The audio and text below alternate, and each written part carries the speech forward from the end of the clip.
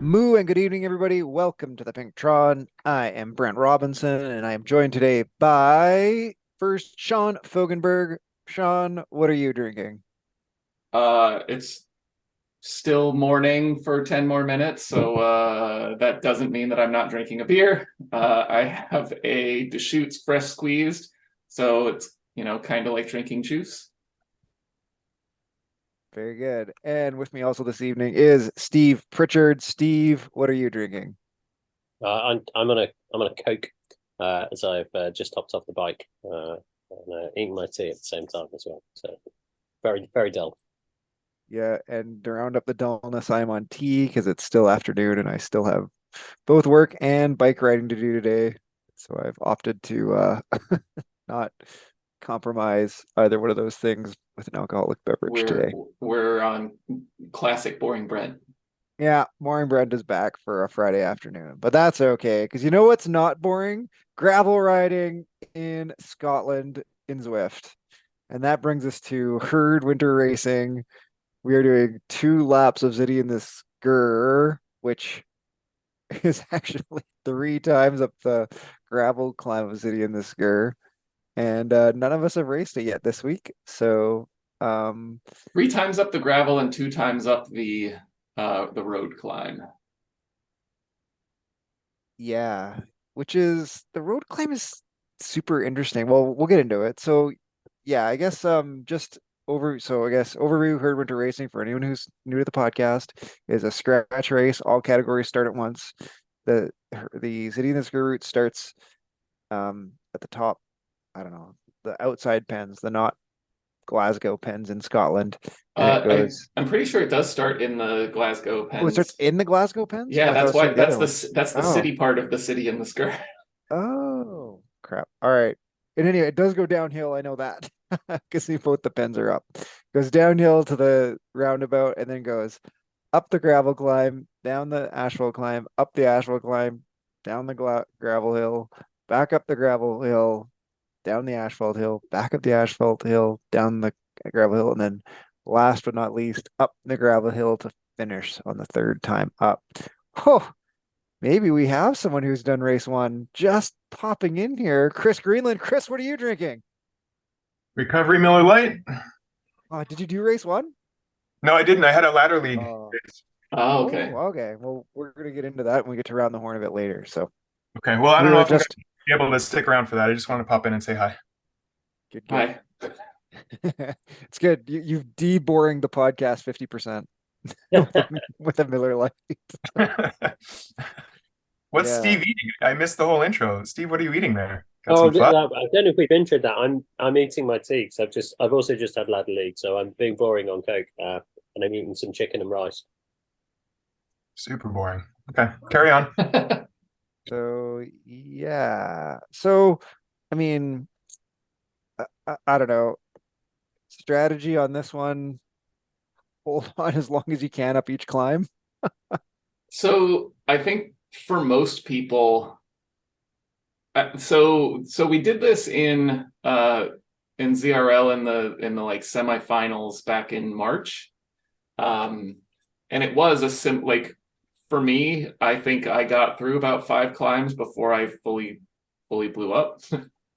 uh, and I think that it ends up being one of these races where if you like because it is up and down and up and down and up and down, I think there's a lot to be gained by not going 100% on that first climb, Mm. saving some bullets for the later climbs, especially for those of us who will not be with the front group.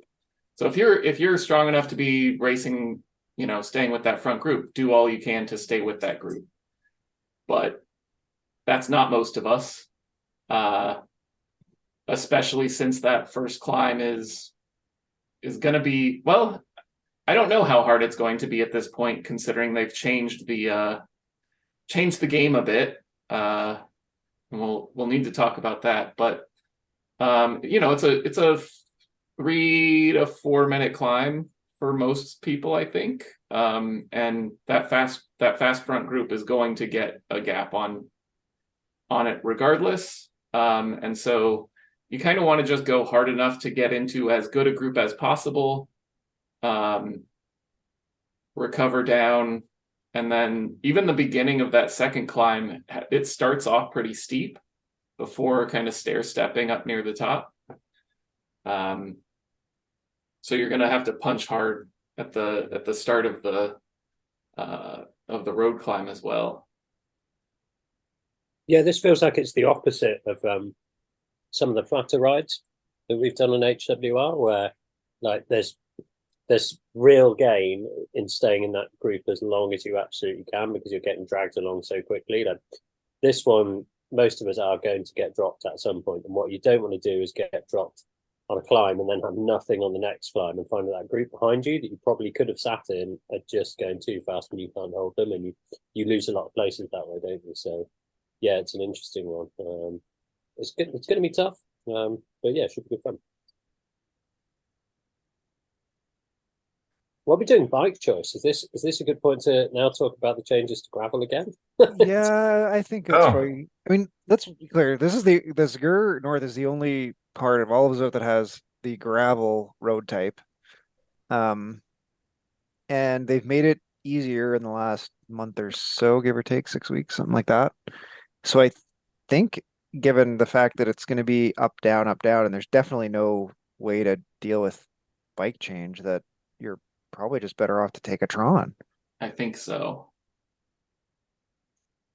Like, as much as it's going to be finish at the top, unless the only way I could see that a gravel bike works here is if you're confident enough that you are going to be right at the, well, I guess I'll put it this way. You're going to be right at easy enough to stay with the tippy point of your league, and you just need to win the last climb.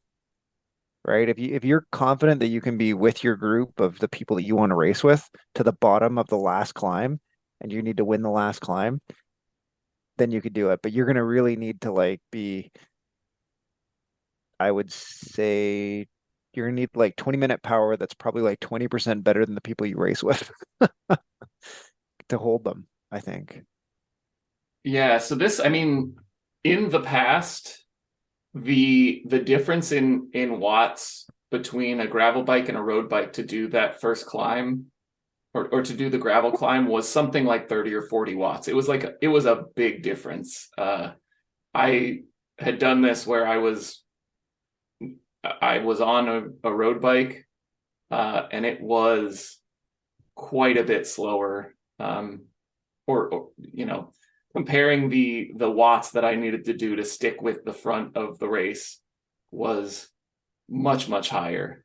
I'm not actually sure just how much the gravel has changed. This is where kind of things like the Zwift Racing app and Zwift Power are really helpful for kind of seeing who's signed up that's close to your ability, or just knowing the names of people you normally race with, right? So both Zwift Racing and Zwift Power give you the ability to see people who are similarly matched to you. So I have a question here, which is, so I'm looking at the Zwift Insider like rolling resistance changes article, and it says fast dirt, so that the rolling resistance on dirt is now faster. Are we sure that gravel is faster as well? That this climb in particular is actually quite a bit faster?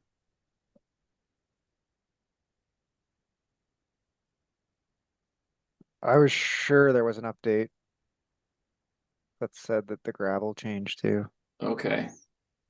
Um, So for example, on dirt, the rolling resistance of road bikes got 80 watts easier, and mountain bikes and gravel got 36 watts easier. So there's, it got 44 watts easier to stick with a mountain bike or gravel bike on a road bike.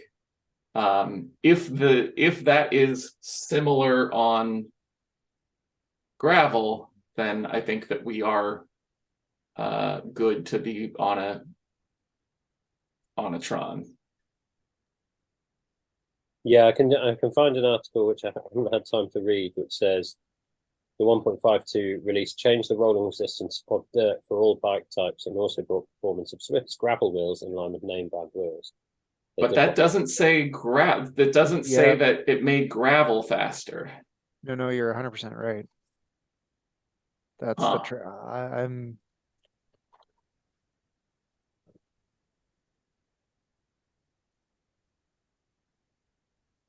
I'm just remembering there was something, I thought a week before that there was a different change. That's possible.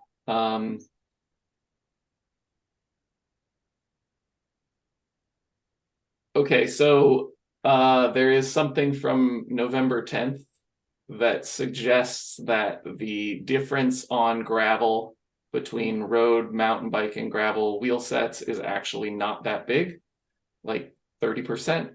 So it's I think that it is it's like a 25 watt difference. Just from the rolling resistance, but if you're on a lighter bike, that difference is going to be less. So I think that it is Tron is the there's an the official game update post to the Zwift forums on October 19th said reduced gravel rolling resistance proportionally across road, gravel, and mountain bike wheel sets. okay. So I think that's Yep. closed the gap there. Yeah, I'm seeing this on a change. It was in 1.5.1 update or 1.51 update was updated gravel surface. So yeah. So that has changed it. Then I'm gonna ride it on a Tron. Yeah, I think it's Tron. And this is a separate conversation than whether we think that making all surfaces very close to road was a good decision, but yeah, I think did we cover that last week? We mentioned it, yeah. You know, maybe just making it easier to do bike changes would have been another way of approaching this. Yep. So I mean, this is where it's hard, right? It depends on the gravel. So the gravel worlds last year were won by people on road bikes. They were riding Canyon Air Road. Like they just there wasn't that much gravel. The gravel wasn't that gnarly. Right? But some gravel is a lot more gnarly. I think we all saw. I think Mario shared with us a picture of the descent from the gravel worlds this year, which looked very sketchy. I wouldn't be doing that on the road. Yeah, and I mean, I think that's right. There's sand in the game, which is basically road. And then there's, gravel and dirt, which get progressively harder. I have no issue with it, with there being some harder surfaces to ride and needing to be smart about bike choice. I feel like this is really mainly a discussion for racing. One of the nice things about the differences in surfaces was that it introduced more strategy into racing. And one of the complaints that people have about Zwift racing is that there isn't strategy. It really is just a fitness test a lot of the time, and so just having as much additional bits of strategy added as possible is a good thing from my perspective.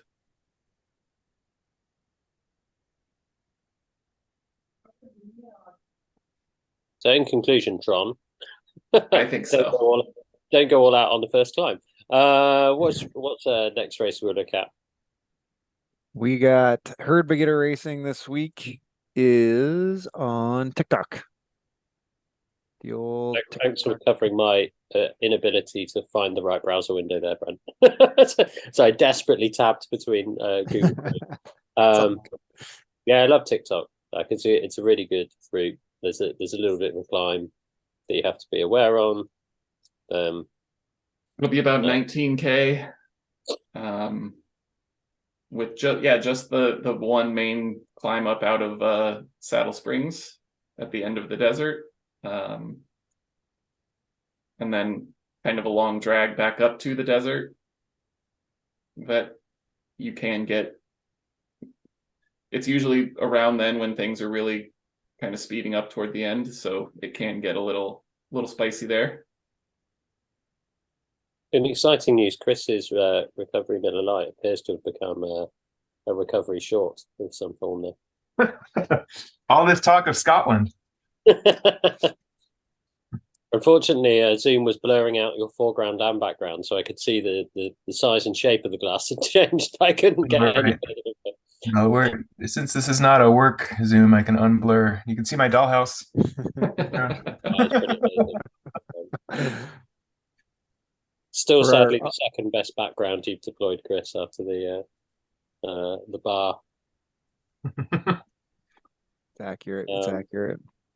Right. Alright. So, next, one of the climbing events. It's a perfect segue into somebody who runs the Climbers Gambit and let us know what's going on this week. Yeah, step into my office.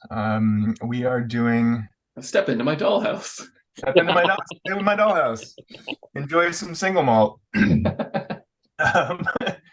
We are going up Innsbruck Forward this weekend to put a wrap on the November series, the Thankful for Hills series. So I feel like we've all had perhaps overexposure to Innsbruck Forward of late, thanks to HCC. And I feel like there's another race that was on this recently. But either way, it's the less painful way up. The stats are 7.4K at about 6% average, but again, it's one of those stair-step climbs. So it's an FTP test at its core. 20 something minute effort under that if you're fast, but maybe not in a no draft race. Probably mid 20s for a B, high C, and then you're getting closer to 30 for a C, and then into the D's. But bike choice was baffling me on this one. I think I'm going to go Tron on this, but I wanted to get thoughts from the group. Anything to add on that? 6% average? Yeah, but there are some really nice flat bits. There are. So maybe 7, 8 at the steep. There's a couple of really steep pulls that I remember. And I think nothing really goes double digits, right, on this? There are stretches that are in the 9, 10, 11. Ah, shoot. Okay. But short ones, yeah. And this is forward, right? Like this is the left, Mhm. the clockwise direction. Correct. Yeah. Yeah. Yeah. It is a little faster than the other side, which is even more push and recover. But I don't know. When I go for the climbing stuff, I take the climbing route, put on the lederhosen, go for the triple mountain. Where did you get the lederhosen? Where did I get it? What was the event that? I think it was Oktoberfest last year. Okay. I think if you rode the Oktoberfest routes, you got each of the, like I've got the hat, the Alpine socks, the Alpine shoes, and the lederhosen kit. And every time I ride in Innsbruck, I put it on. I mean, that's the perfect segue into the answer I was going to give here. I think it's one of those classic ones that if you're a slightly faster rider, it's possibly Tron. If you're a slower rider, it's probably a climbing bike. But my standard answer, which is pick the bike that you feel fastest on, because I'm pretty sure that adds more time. If you think you're going to go fast on the bike you've chosen, you tend to do that. And if you think you might be slowed by the bike you've chosen, you tend to ride slower. So yeah, pick the pink Tron because it looks cool. Where your later if you're in Innsbruck, go really fast. Yeah. There's only so many times you do like straight climbing stuff, and so when you're doing something like a climber's gambit on on Innsbruck, it's like, ah, let's just put the full climber out there. You're just it's like Comic-Con then. You're cosplaying climbing. That's fine. Yeah, exactly. Yeah, I think that it is climbing bike for most riders, but like as Steve said, if you're a fast A or maybe the fastest Bs, it might be Tron. All right, climber it is. See, I always learn something. Thanks, guys. And it looks like, yeah, I mean, 3.2 will get you up in about 26 minutes, somewhere in that range. So, kind of base your pacing around that.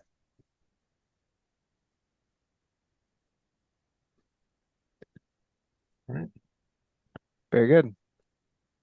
Next up is the Herd of Mountain Goats, which is on a route called WBR Climbing Series, Yeah. which I'll be frank, I had to look up. I have never ridden this route. Oh, just going back, how far into the route does the climb start? Jesus, Sean. 3.3K, Okay, and then So- we chop it to 12, so you get a little bit of a descent. so it is not one where you get your warm up on route. I do, absolutely. Okay. That is plenty. Yeah, that would be not my warm up. I can make 3.3K last 15 minutes quite easily. So. Just need to warm up slower. All right, fair. You Right, use your yeah. heaviest bike till you finish warming up. Pull out the spin Buffalo in bike and- really, really high gear.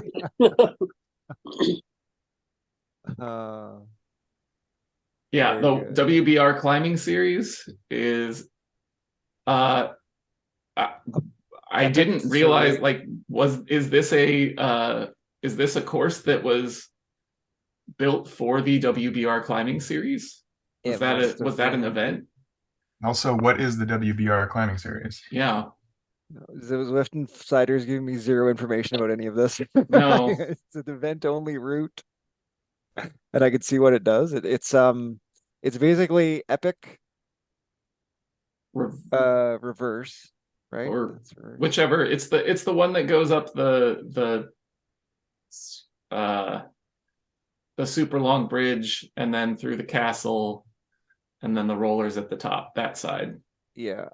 To radio tower, up the radio tower, back down through downtown, and then again to the top of the KOM the same direction. So it's mountain route times 1.5 is how Essentially. Yeah. I just described it. So yeah, we've all done that route. Well, sometimes we've done event stuff where we finish at the top of Epic, and most of us press straight on rather than continuing on that route to include the bonus climb. But I do remember James Bailey in an early Herd League race making this a route, which was interesting. I enjoyed trying to go for the sprint prime.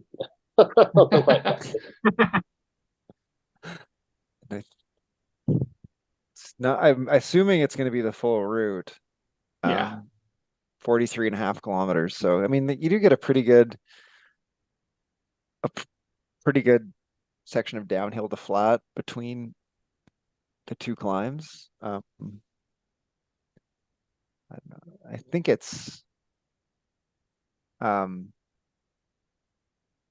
don't know. I guess it's either a climbing bike to start and then swap at the top of radio tower onto a Tron, or just take a Tron. It's weird. It looks a cool route, but I think it's a route that needs a big field. So, like, if this was in ZRL or something that gets a big field, then you've got the potential for a group to be ahead, but not working. And on that downhill section through to the next epic, a group to really work hard and try and catch up to them, and then probably get shelled again on epic. But Right. Yeah, it feels like this one needs a big field, otherwise it's just quite a long hilly time trial. Like there will be gaps on especially on Radiant Tower. It'll be hard to make that group up on the descent, that gap up on the descent, unless it's quite small. And then you've got the climb again. So Yeah, I think this is, I guess, one of the downsides of Zwift racing in general is it's hard to get a good big field for, and this is, I mean, it's 44K.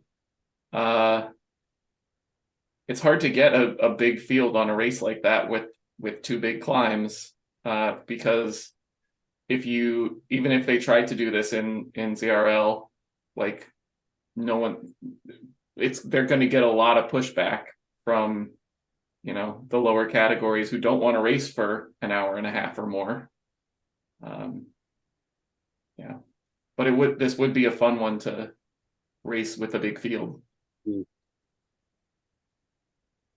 So what would you do? Maybe like climbing bike to start, because it hits the epic quite early. Then you could stop at the top of Radio Tower and put your most aero bike on, and then switch back again second time up epic. I don't know that you need to necessarily switch. I think if you switch to a Tron, and you don't need to switch for the second climb because you're not doing the Radio Tower again. Yeah. Yep. I agree with that. So I think that might be the play if you're I guess it kind of depends on where you're at, where you think you're going to be at the top of the Radio Tower. If you're with a group, then it's kind of like, do I just stick on the climbing bike or do you just ride the Tron? Like, how much are you losing on the Radio Tower?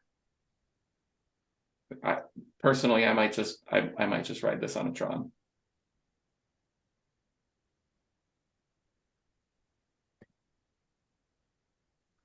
Yeah, Should we chat Stampede?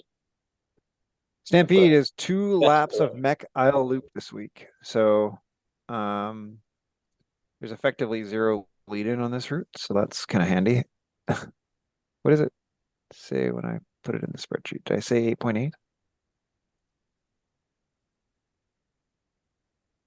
Nope, 8 even. So yeah, there's basically no lead in. So the loop has that's a good time for, that's like a what, 10 to 15 minute time trial. 8K, you're probably gonna be, I think you'll get some 12. 12 is going to be like, that's C's should be able to do 12 minutes at 40. Yeah, I mean, there is that hill, right? There is the one climb in it that you're gonna have to deal with, and then it's a bit just rolly. But so I'd say getting, like, I don't even think the A's will cover it in 10. I think that's too fast. Okay. But like that'll be close. I think the fast A's will be around the 10-minute mark. But right. So it will be slower. You've got that little climb, and the route is half dirt. Which is faster now, but is still not as fast if you're on what I'm guessing is probably the right choice, which is a time trial bike. Yeah, I still think it's all out Aero TT bike, because it's net flat and the dirt is faster. So there's no way to make that up otherwise. So, but I think it's an interesting pacing challenge. Of course, you got to do that climb twice. So you got to be able to, you do want to push those climbs, but you got to be able to still pedal the other 80% of the course at pace. You've actually got almost a kilometer where I'd say you can rest quite a lot after the climb.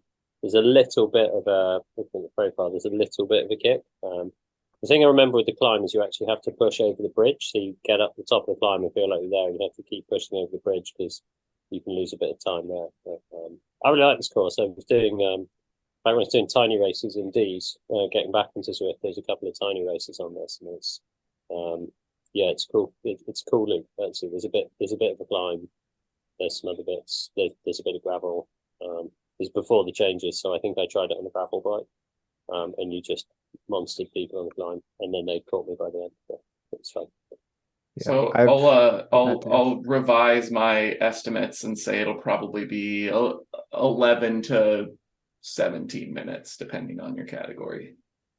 Well, so I just looked on Strava. So this was obviously in a group. I managed a 7:23 when I did it as a D, but sort of upper end of D. So I think like 15, 16 minutes. Like time trial bike's probably going to be pretty competitive on the flat. The group's surging and slowing down a bit more. So yeah, I'd certainly be looking. I think top Ds will do this in 15 minutes or under. Yeah, I don't think too many people will be over 16 because that's 30 kilometers an hour. And I think on a TT bike, even at 200 watts, you're going to be 32, 33 in the flats. So Yeah. you know. Yep, good. All right. And then we have Bullseye, which I've just had an exchange with Mr. O'Connor, and it will be Seaside Sprint. We're not sure how many laps it is. So what is the usual Bullseye Seaside Sprint coming at? 4. Five We sounds almost about usually right. run Five, 4 laps for 5 sprints. Yeah, that's This right. is- Seaside classic course. Love Seaside Sprint. Yeah. Really good.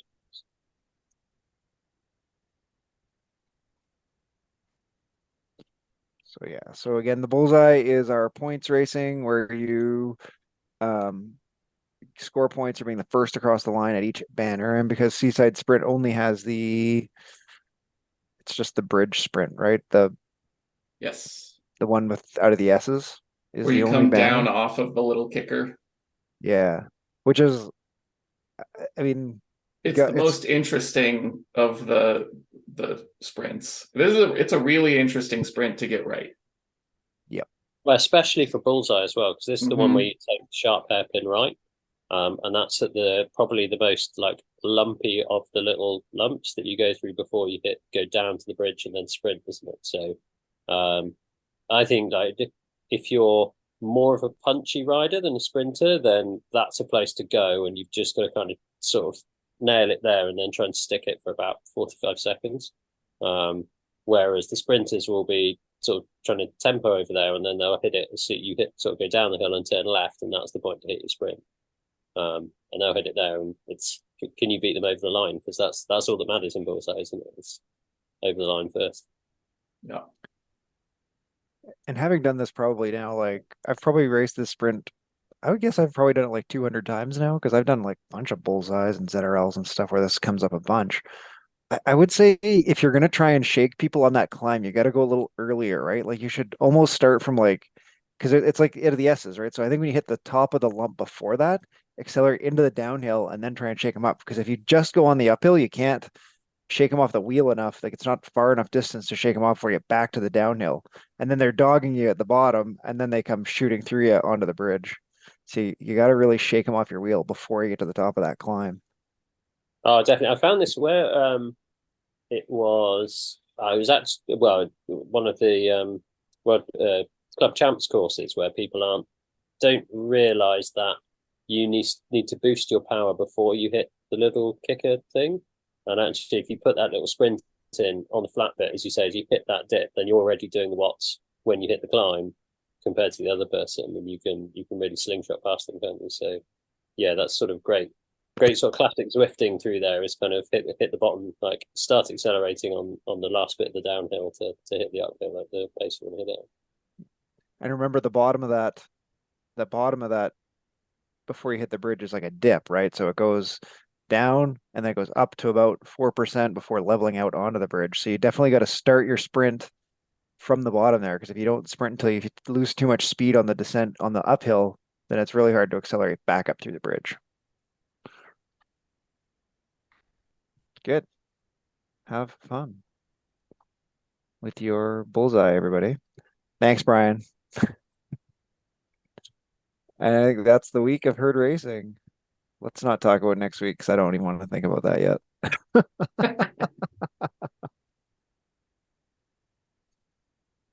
Yeah.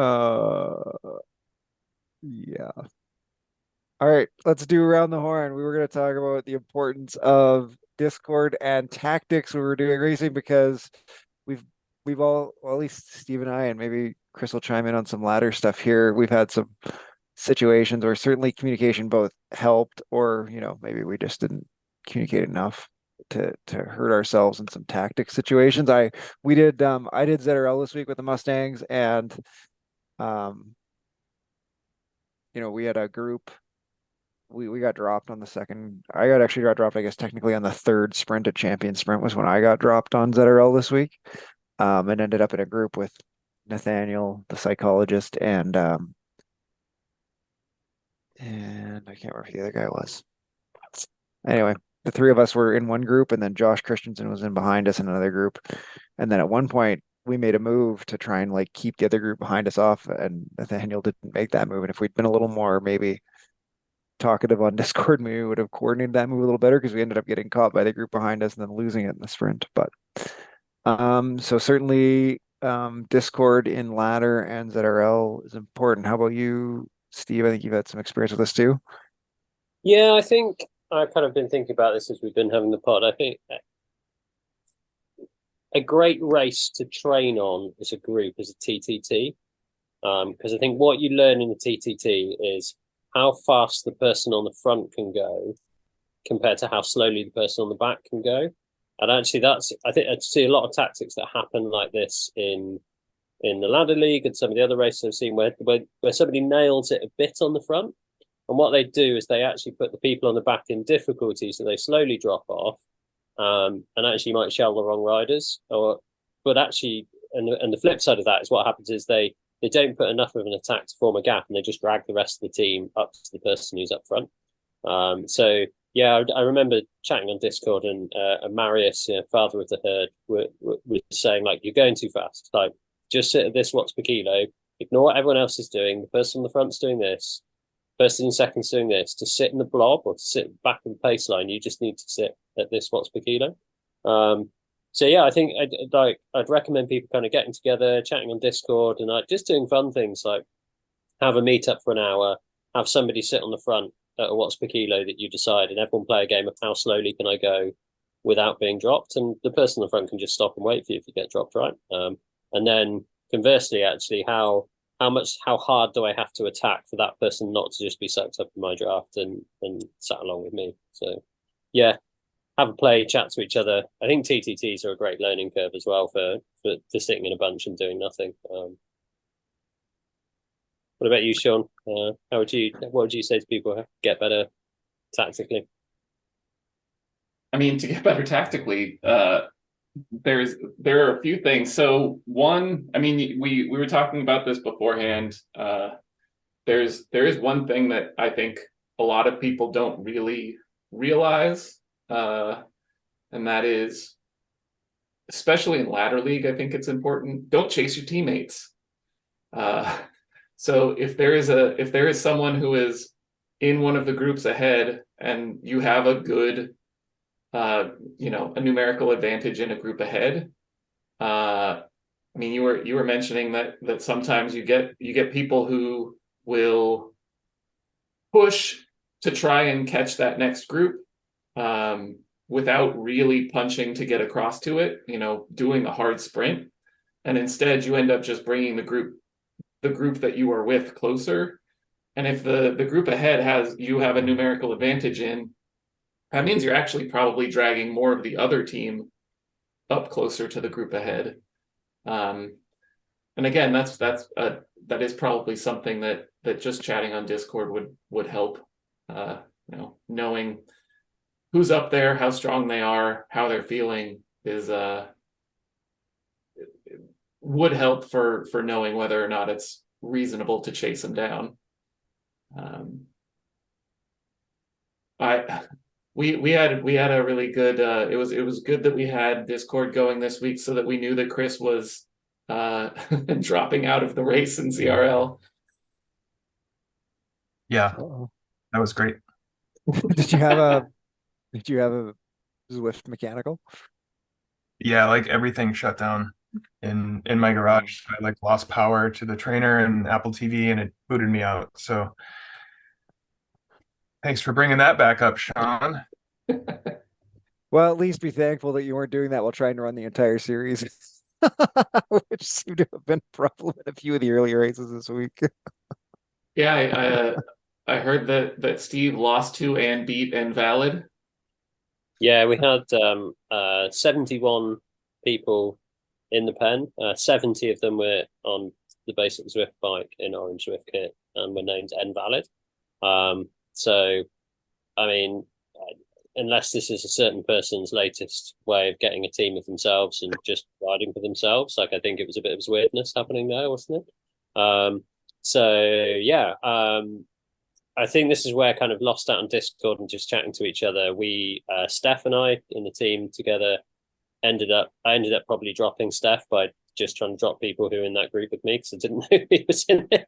And I think we caught somebody else who we dropped as a collective as well. So just those kind of little things that we probably would have, if we've been chatting and said, oh, hey, I'm in this position, you're in this position, you can kind of work things out. But yeah, I think it's important to be chatting to each other. I think also on tactics, like I see a lot of people make half attacks, and I think they don't quite realize how if you haven't got steering, especially, that's quite easy to follow. Like there's something to be said about steering, and if you can start on the opposite side of the road and then it's a particularly turny course and you can be in the optimal line, you might be able to kind of diesel it off the front. But kind of see a lot of people do half an attack.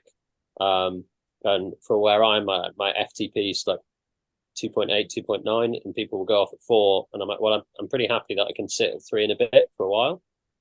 You're not like it's going to hurt, but you're not really going to drop me. Whereas if somebody went at 8, 9, 10, even for like 10 seconds, like I've got to make a decision. Like I've got to burn a lot of matches. Yeah, I can sprint at that pace for 10 seconds, but I'm going to be pretty pooped afterwards. So I've got to decide very quickly, do I want to burn my matches right then, or am I going to let you go? And I think that's where kind of the tactics, you've got to make people make decisions. Like if people can talk to each other and work out what's going on, you've probably made the wrong decision tactically to attack.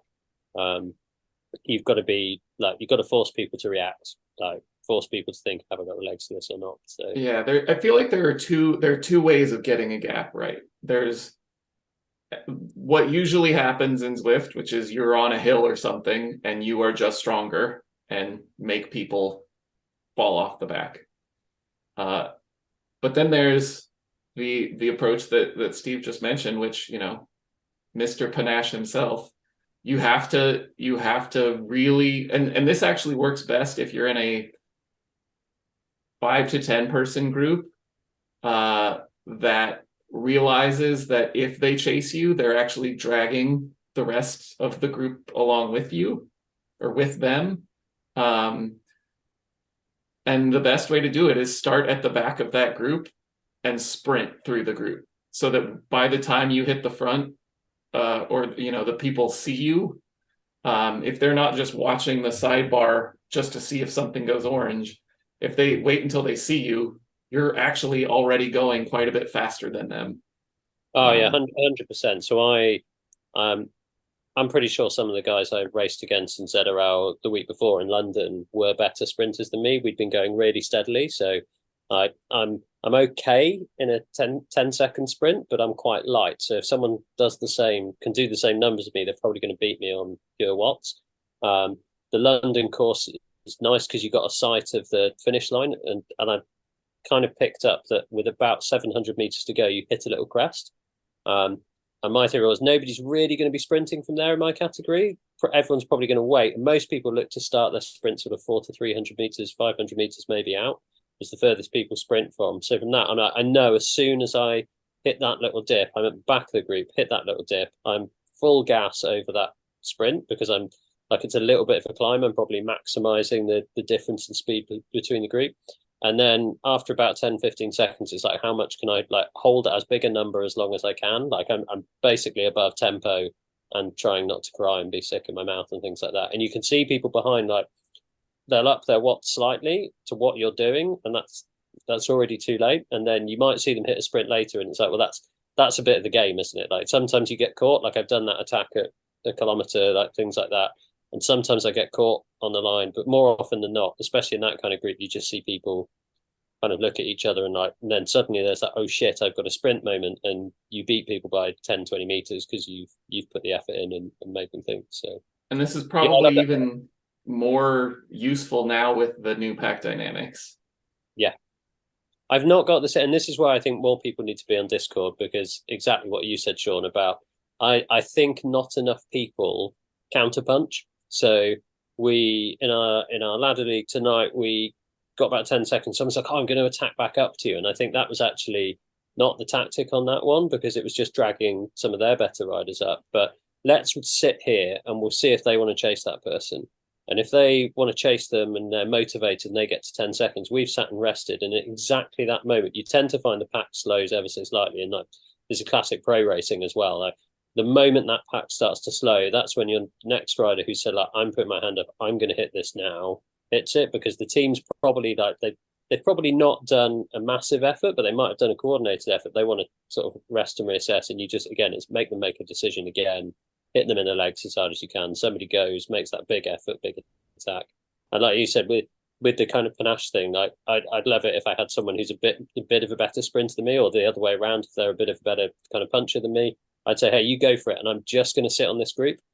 And the worst case scenario is they drag me up and actually give me quite a good lead out for the sprint. And the best case scenario is that you go off into the distance and I just try and beat them in the sprint anyway. So, but you got to be coordinating these things on Discord, because if you're good enough to react to your teammate doing things just by the info Zwift gives you, then the other people in the group are good enough to do that, aren't they?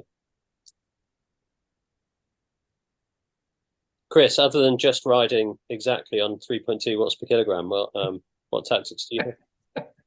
Yeah, we had actually had, it's a good timely conversation, because in our ladder league race just a bit ago, we had it was a 4v4 race, and we only had 3 of us on Discord. So we were trying to chat in the 4th member while simultaneously like triangulating the rest of our efforts around her.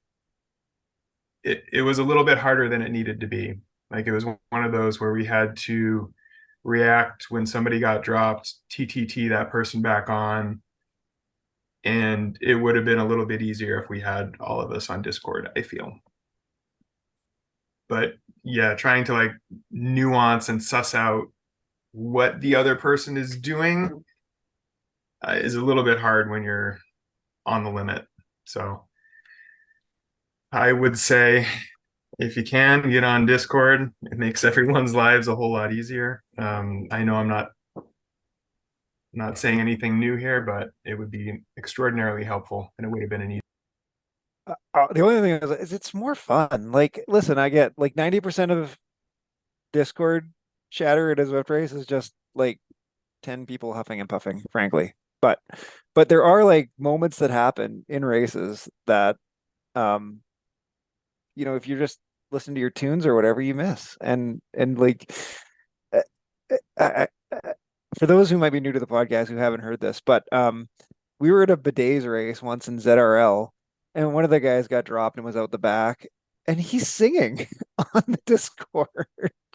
So like, silliness happens. People are good people. Herd people are fun. Get in there and have a chat. I mean, we do HWR, and like the D guys are chatting and getting encouragement from the A's and B's, and it's all good fun. So I think it really, for me anyway, and I guess everyone can be a bit different, but like generally speaking, the herd ones are safe. Nobody's in there is going to tell you to, harden up or any other ridiculous thing that you might hear in there. It's encouraging and it's fun. So I think it adds something in general. So even if you haven't done it before, try it out, because it is, I think, it really adds to the experience. Yeah, 100%. I think on that note, we will say thank you to Steve Pritchard. Thank you to Sean Fogelberg. Thank you to Chris Greenland. Moo, enjoy your races this weekend, everybody, and good night. Thanks. Good night.